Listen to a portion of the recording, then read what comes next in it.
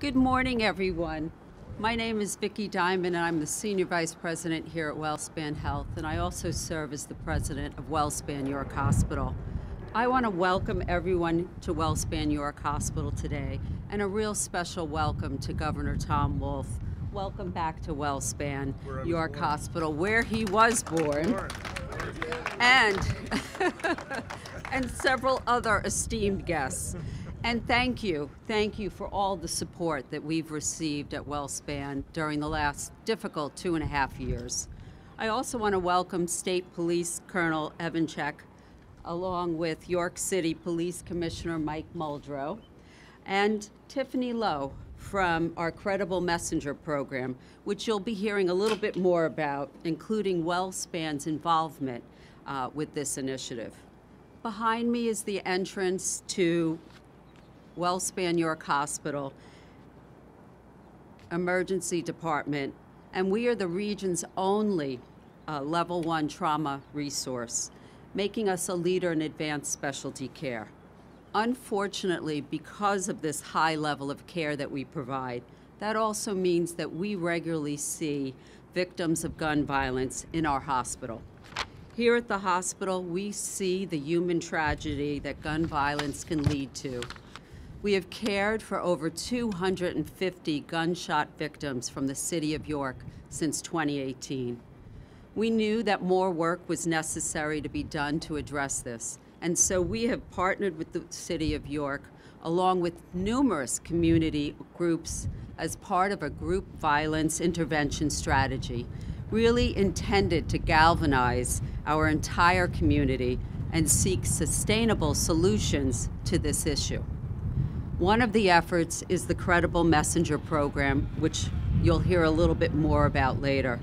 WellSpan has a large team supporting this program, from trauma services to the emergency department, from social workers to behavioral health, and from community health and spiritual care. We are working to build a healthier community because we know change isn't easy, but we're going to stay at it until we succeed. And with that, I'd like to turn it over to our Governor, Tom Wolf. Thanks, Victoria. Thanks, Victoria. Thank you very much. And it's really nice to be here with all of you, back to where I was born. Mayor Helfrich, good to see you. Actually, it was a long time ago, so it's not, I'm laughing less and less these days on this. But anyway, thank you very much, Victoria, for that introduction. The point is, we must stop gun violence here in Pennsylvania. Gun violence has taken far too many lives, it has cut short too many futures, and it has brought grief and fear to too many communities. Reducing gun violence is a top priority for me. That's why in 2019 I signed an executive order making sweeping changes to reduce gun violence in Pennsylvania. That executive order created the Office of Gun Violence Prevention within the Pennsylvania Commission on Crime and Delinquency, as well as the Division of Violence Prevention within the Department of Health, the Pennsylvania Department of Health.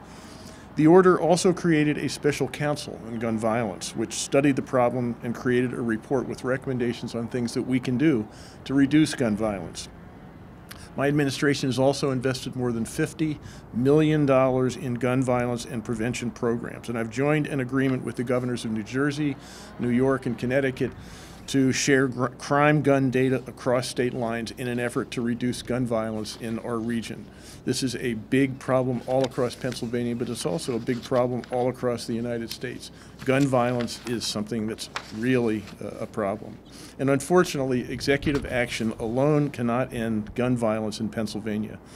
We've also all seen the tragic headlines from communities all across Pennsylvania in recent weeks and months, including right here in York, Pennsylvania.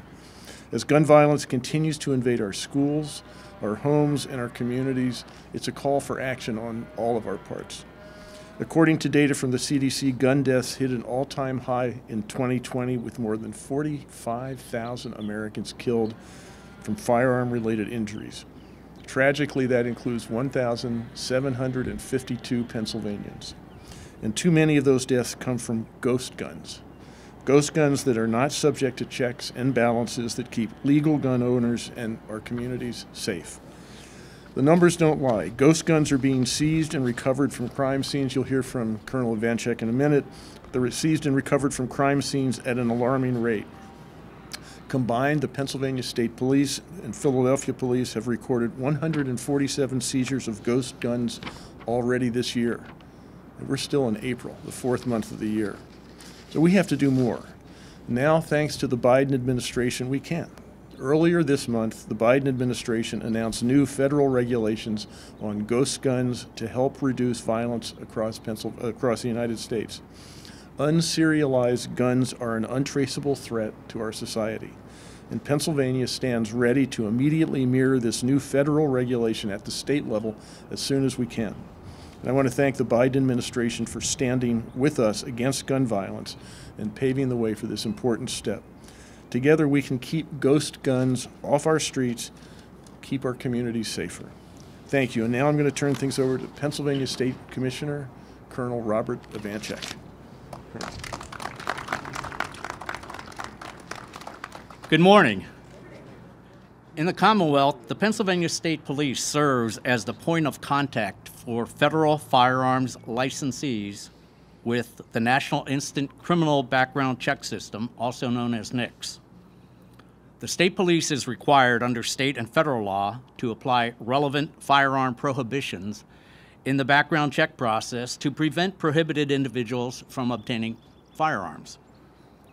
Currently, the Pennsylvania State Police is updating its existing regulations to mirror certain provisions of the forthcoming federal firearms regulatory package. These federal changes are fundamentally designed to address the various challenges presented by partially completed frames and receivers, which are not currently regulated as firearms under federal law. Similar changes will be made to the existing state regulations to ensure the phrase frame or receiver, as it is used in state law, addresses partially complete, disassembled, or non-functional frames or receivers.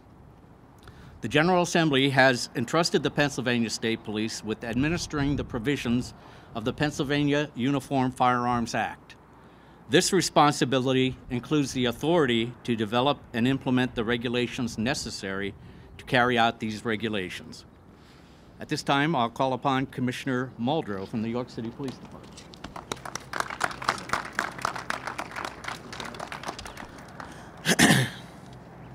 Good morning, everyone. As he said, my name is Michael Muldrow. I proudly come to you as both the Commissioner of the York City Police Department, but also as an advocate for this York community that I love so much. Thank you, Governor Wolf, Colonel Ivanchek, my friends, Miss Vicki Diamond, and the beloved Tiff Lowe, who you will soon meet and hear from, Mayor Helfrich City Council, our local leaders, federal partners, community teammates who support this work, and the unwavering officers behind you that are here with me today. Thank you for having me. Thank you for allowing me to speak for a moment on behalf of you. I think it's so appropriate, poignant even, that we all meet or gather here today in front of this great hospital that on a daily basis fights to save countless lives in this community. Joined here by so many wonderful partners in this fight against this latest public health crisis, the epidemic that is gun violence in our society. We need only look to the daily headlines to support that statement, whether a shooting in a school or on a street corner or at a local mall. Gun violence is the #1 threat our communities are facing throughout this county, across this state, and around this country. And the one thing I hope we can all agree on, no matter what side of the line you may fall, is doing the things that we need to do to stop the flow of illegal guns into our neighborhoods, getting them out of the hands of our kids, and keeping our communities alive is the most important thing. And make no mistake, friends, whether you'd like to turn a blind eye to it in the belief that it's not happening in your neighborhood, the reality is a bullet has no name, no respect for class, and does not honor jurisdictional boundaries. This really is a war that we're fighting right here, right now, and we're fighting it on all fronts in all of our communities. Because even in a small city like ours, where we've already confiscated nearly 10 ghost guns in the first 4 months of this year, half of those being persons not to possess. We're here already battling against suppliers that are dumping guns onto our streets, profiting from peddling death. As a community where 50% of all the gun violence is being perpetrated by kids, our kids and young men, the fact is we're killing ourselves and we're watching our future die before our very eyes.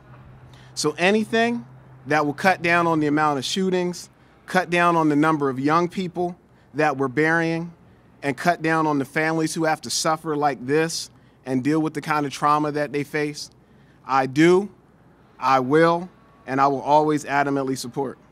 So with that said, I want to thank Governor Wolf, the Pennsylvania State Police, our legislators, for getting in the fight and giving embattled communities like mine the resource to do just that, make a difference, and keep people alive.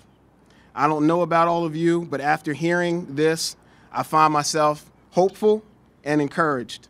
Hopeful that people are listening to the struggles that we're having on a grassroots level, and encouraged that we're on the right tracks and we'll continue to be able to see things get better in this community.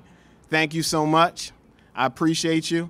And it gives me great pleasure to introduce you all and the rest of Pennsylvania to my Tiff Lowe, York City's first credible messenger.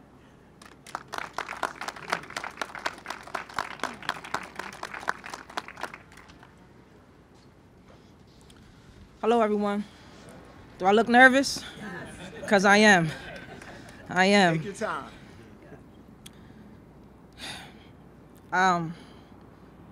I don't do speeches. I have conversations. So I hope everyone doesn't mind that. It's such an honor to be here today representing York City with people who love my city just as much as I do. People who are willing to listen to the solutions as well as assist with the concerns my city is facing. One of our biggest concerns is gun violence. This is not a light conversation or a light concern because we're losing our youth to gun violence. This is actually a major concern and a major conversation.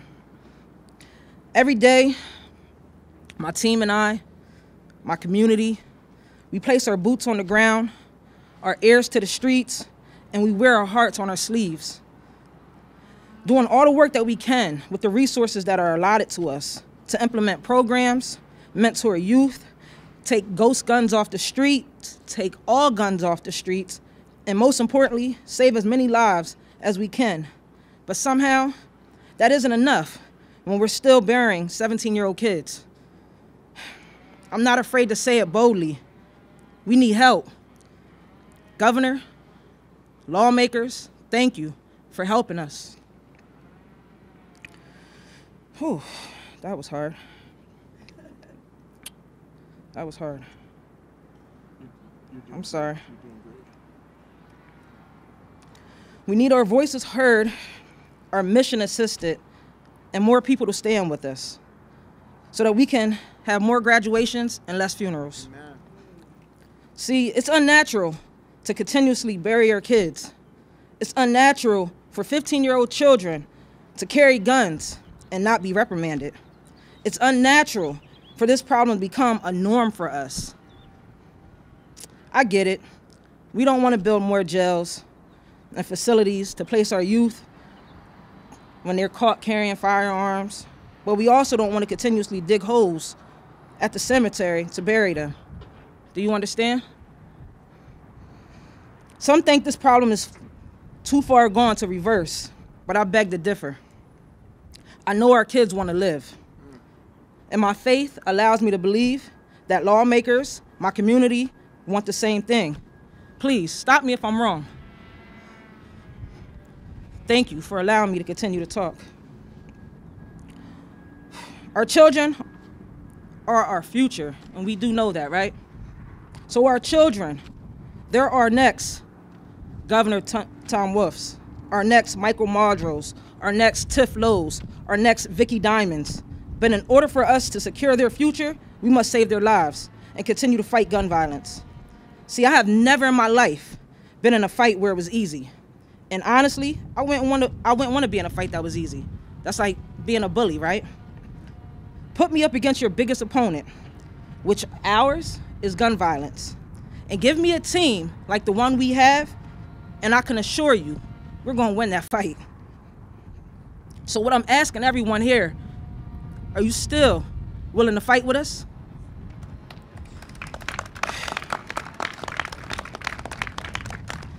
I thank you for taking the time to hear us, to hear me, to assist us, and making it your priority to attend more graduations and less funerals. Now it's my honor to turn it over to Governor Tom Wolf. Thank you. Yes. Nice job. Thank you. Thanks, Tiff. And thank you, everybody, for being here. I want to point out Commissioner Hoke, Carol Hill Evans, who is state representative, is a supporter, and we do great things together up in Harrisburg. And one of was it your immediate predecessor, Kevin Schreiber, right here? So it's good to be back. So any of us would be happy to take questions. Yes.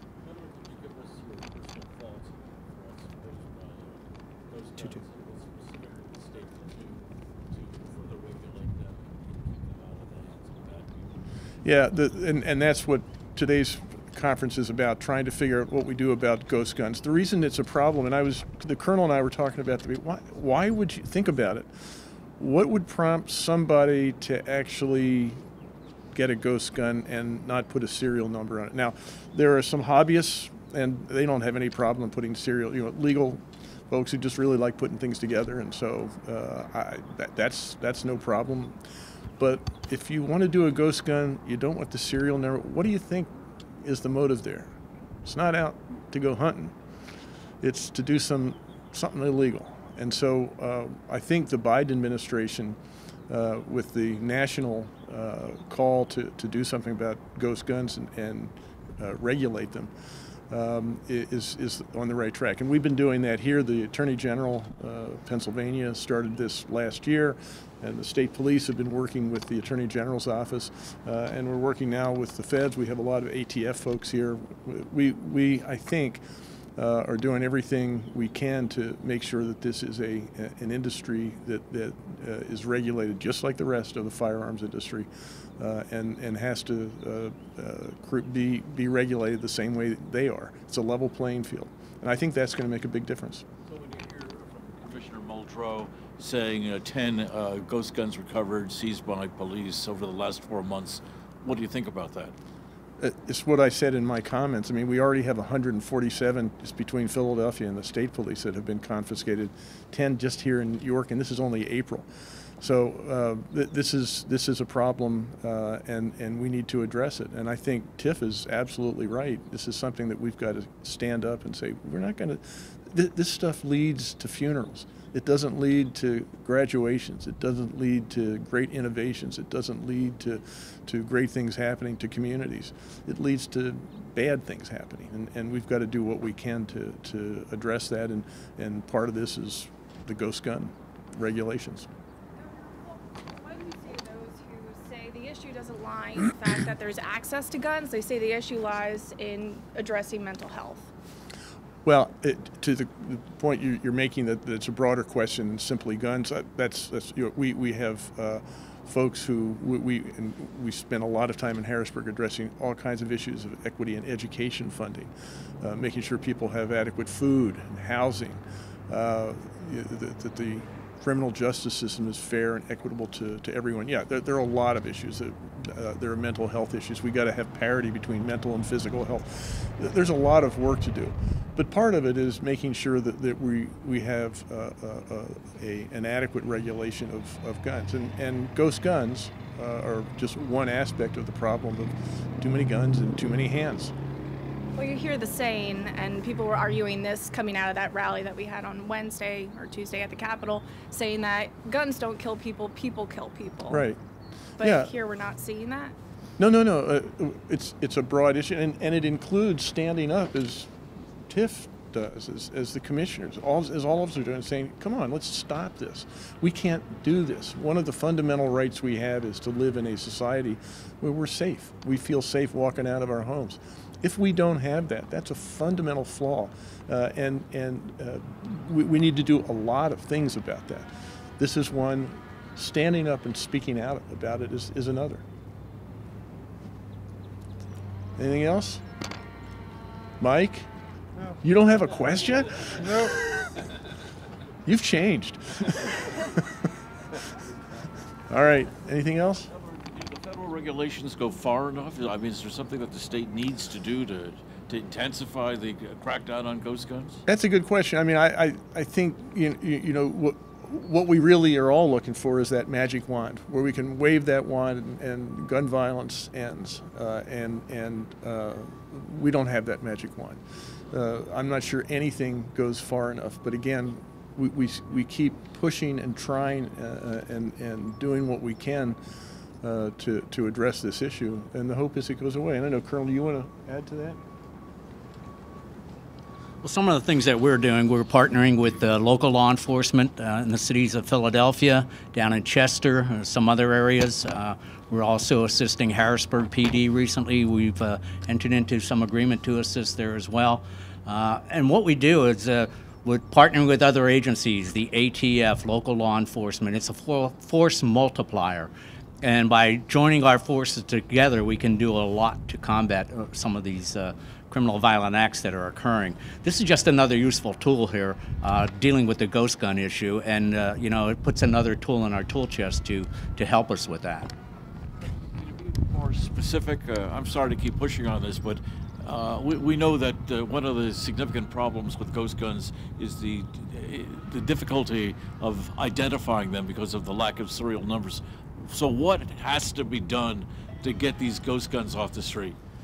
Well, this rule actually will make sure that they're produced by licensed manufacturers. Anyone buying the guns will have to pass background checks, require serial numbers on the kits, the frames, the receiver, which is the primary piece of the weapon itself, and will require federally licensed dealers who encounter these to serialize them before they're able to be sold or passed on. Will that do the trick? I don't know. It's just another tool that will help us. It's not an end-all and be-all. As the governor said, there is no magic wand, but it's another tool that will help us in our fight. Anything else? Okay, thank you very much, everybody.